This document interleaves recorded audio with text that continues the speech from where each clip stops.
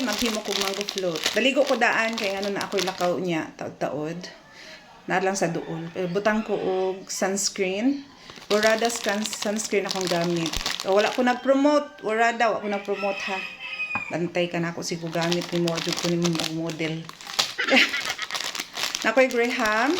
Supposed to be, ako anta ni siyang gihimo na tong March 22. Kay March 23 birthday man ako. Pero sa sobra ka busy, wa jud ko kahimo. Until March 23, wa ko kahimo. Kato na lang salad akong gimix.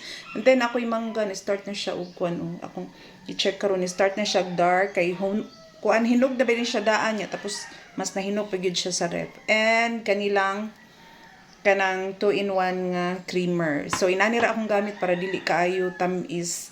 Actually dunay duha ka way nga makahimo ka og mango float no. Una kani using kani na imong i-pile tangan nimo cream, tangan nimo mangga sa tunga-tunga. Ang ikaduha nga way is magkuha kag balde, butangan nimo tubig, then imuhan ni ipalutaw ang imuhang mga mangga.